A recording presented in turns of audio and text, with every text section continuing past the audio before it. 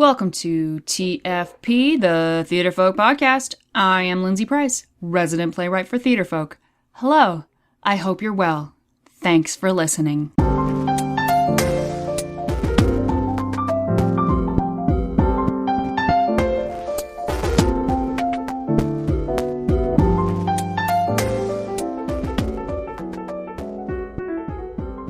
Today, it's a YouTube Fireside Chat, all about those crazy cats, Romeo and Juliet. But first, some Theatrefolk news. RNJ, it's RNJ all the way. See, this is what happens when I make stuff up on the fly. It sounds as ridiculous and dorky as it just did, coming out of my mouth. All right, so not only is Romeo and Juliet the focus of this podcast, it's also the focus of our March newsletter. And yes, Romeo and Juliet was the focus of our February newsletter. And yes, it's going to be the focus of our April newsletter. This is not a 3-hour tour I am on. This is a 3-month extravaganza. Will I ever be done with this play? And it's my fault. It's totally my fault. It's my fault because I love this. I love diving into a script and just doing the analysis and coming up with exercises, and before I know it, it's The Beast. And The Beast is 15 pages long, and that's too long, and I haven't even started on the language. I have not even started. So, in February, we looked at the story of Romeo and Juliet. In March, it's the characters and the relationships between the characters. And April will all be about the language of Shakespeare, the language that in Romeo and Juliet. And that's it. It has to be. I cannot spend a quarter of a year on this one play. Well, I could, but I won't. Anyway, it's a good newsletter. It's a great newsletter. I think that's a totally backwards compliment that I really wanted to say here was that it's fantastic. I love it. I love the exercises. It's large because it's a fascinating play, and there's lots to talk about, and getting knee deep in with the characters and figuring out what they're all about. I think it's worthwhile. And so don't fear the behemoth, embrace it, or something like that. And lastly, where can you find this podcast? We post new episodes every Wednesday at theatrefolk.com and on our Facebook page and Twitter. You can find us on the Stitcher app, and you can subscribe to TFP on iTunes. All you have to do is search for the word Theatrefolk. Hello, here we are, all snuggled up in front of our computer fire for our YouTube Fireside Chat. Crackle, crackle, crackle, crackle, crackle. I don't need to introduce Craig. Crackle, crackle, he's crackle, making crackle, fire crackle, noises. crackle. Did you want another log on there, or are we good? You know what? I'm feeling a little bit chilly. Can you put another log on our fake computer fire? I will do that. All right. Awesome. Thump. Perfect. So, for this episode, since I'm in the middle of my 3-month behemoth extravaganza of Romeo and Juliet, we thought, well, why not include everybody into my little hell? Which is not. I'm really enjoying it. It's long, Craig. It's very long that I'm working on this play. It started out as one newsletter, and then you came to me and you said, it's getting kind of long and I have to cut it off. And I said, okay, we'll make it 2 newsletters. And then when you worked on the second one, you said it's getting kind of long. I said, well, we should cut it into 3 newsletters. Now, I need you to promise me in front of the entire world that you are not going to go beyond 3 newsletters. Well, I already, in the intro for this podcast, I've already stated that I am cutting it off. Okay. So now I've stated it twice, so that means it must be true. Okay. And this is going to be No, it's print. That if it's in print, it must be true. But it's going to be on the internet, so it must be true, right? Because everything on the internet is true, right? So, so just to keep this going, we're going to talk about we're going to look at YouTube clips of Romeo and Juliet, and so of course we're focusing on the 2 movies that were made, the 1968 Zeffirelli and also the 1996. With Leonardo DiCaprio and Claire Danes. We also have a ballet version in there. And just right up front, I want to say we are not going to look at West Side Story. Yes, West Side Story is a movie version of an adaptation of Romeo and Juliet. But Craig, you looked at the clips and didn't quite... Well, we're kind of focusing mostly on the balcony scene. And I don't know. I just don't think that's a great movie of the play. I think it's a great play, but I don't think the movie's all that good. She's not even singing in it. Awesome. So, yes, we know, and no, we're not doing it. So, the first one is the 1968 movie, and we're looking primarily at balcony scenes. Oh, be some other name. What's in a name? That which we call a rose. By any other name would smell as sweet. So Romeo would. Were he not Romeo called? So what did you think of this balcony scene?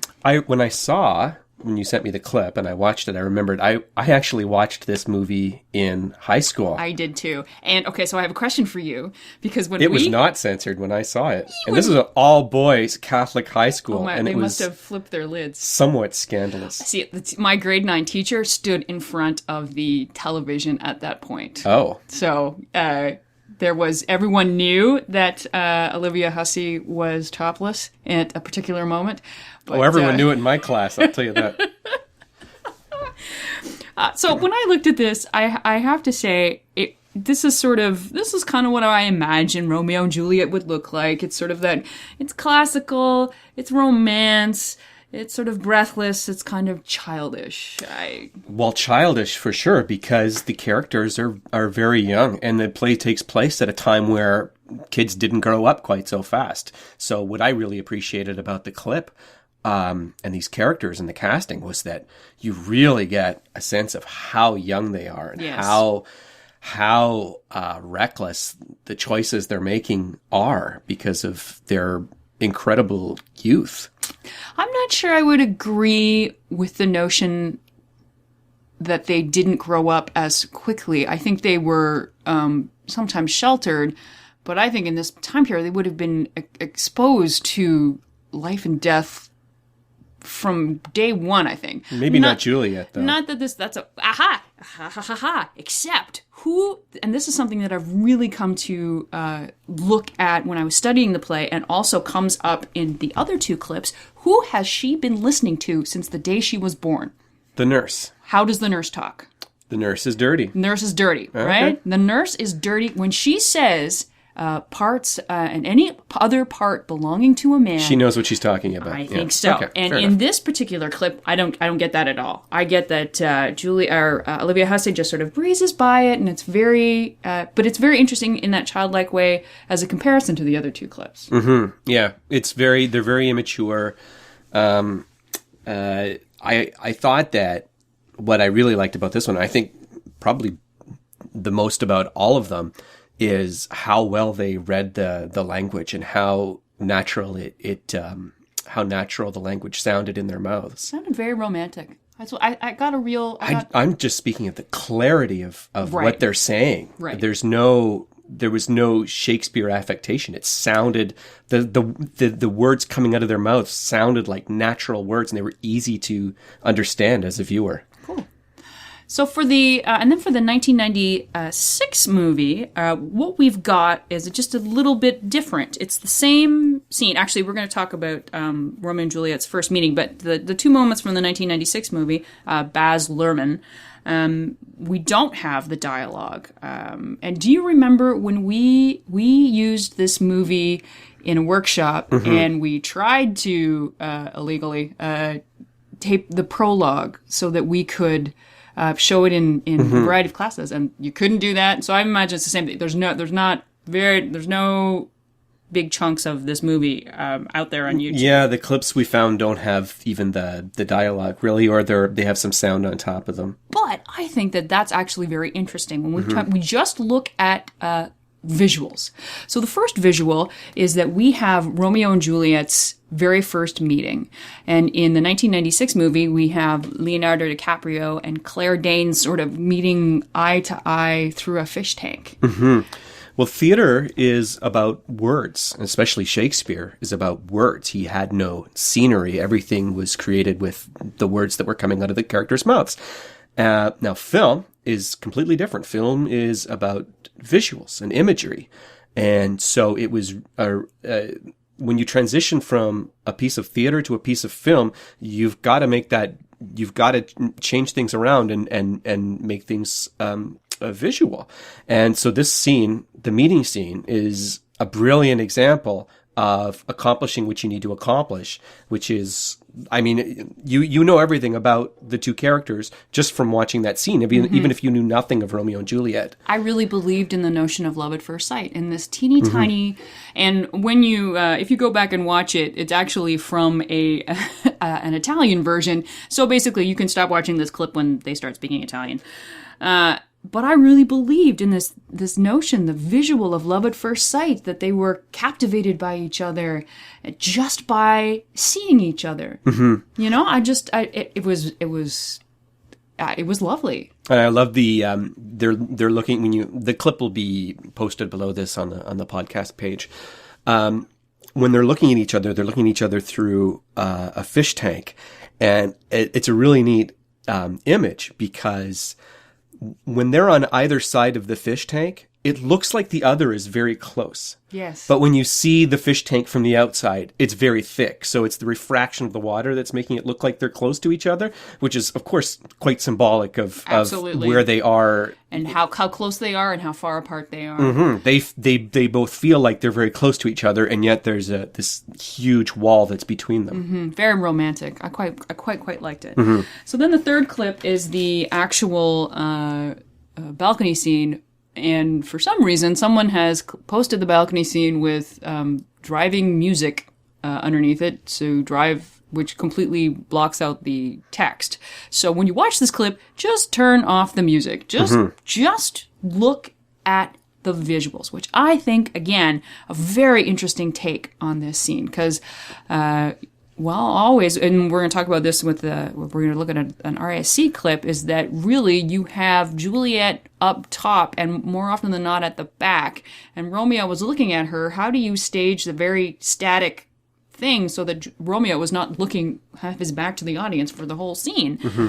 And this is just really well accomplished in terms of how they use the space. And the first thing I like about this particular clip is the humor, and the acknowledgement that Romeo is somewhere where he's not supposed to be. Mm-hmm. Yeah, they're both a little clumsy, a little klutzy. I love the danger in the scene. Mm-hmm. I love the recklessness of it all. They're clearly doing something that they shouldn't be doing. Now, I have trouble sometimes with Luhrmann's movies because they move so much. They're so big and they're full of sound and movement, and it's wall to wall from beginning to the end. And which is great for a music video, but I can't deal with it for an hour and a half. But anyway, look at this scene. What I love about it is how visual it is, how active it is.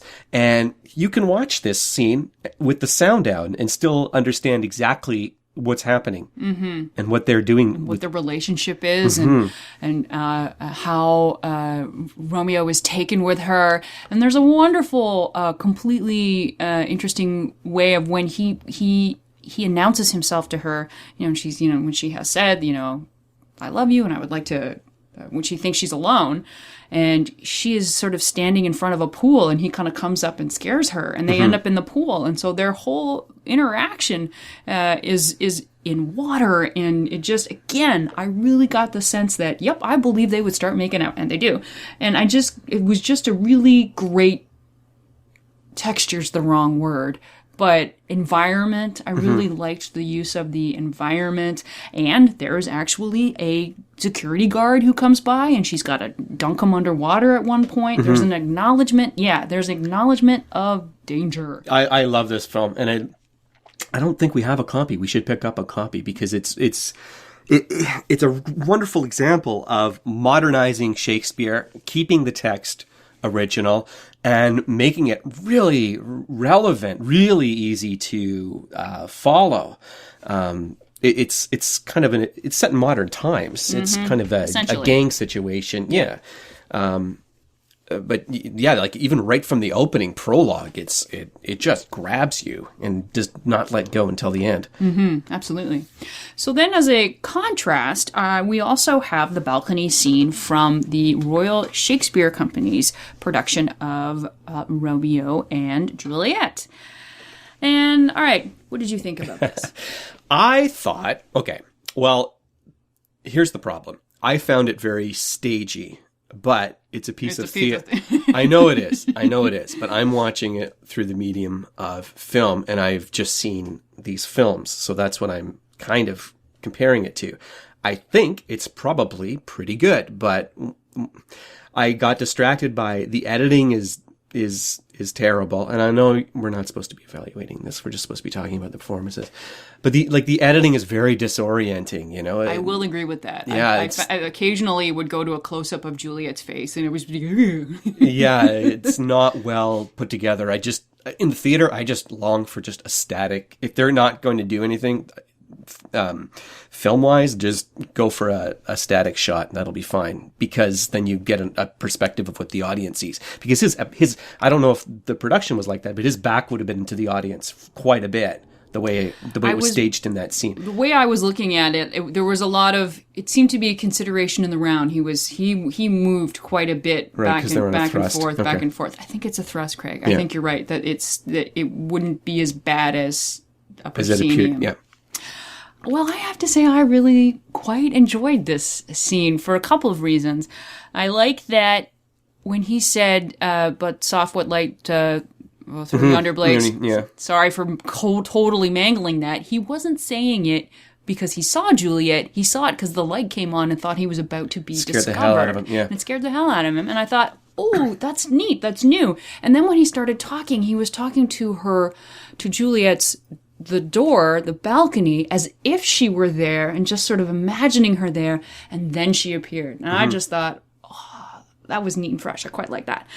And I also thought the language rolled off their tongue like, I just thought it ebbed and flowed so that it wasn't, it didn't sound all the same. It sounded really delicious to me. I really liked it. Mm-hmm. They used the words very effectively. Yeah, and I loved that when she said Romeo is in this moment and he's in this romantic gesture and she says his name for the first time and he falls to the ground because it was so unexpected. And I went, oh well, I quite like that too. You know, like I'm not sure I've seen like that was like it was just a wonderful moment. And this was really the Juliet that when I think of, after studying the play, what I wish Juliet would be, I liked the way she did it.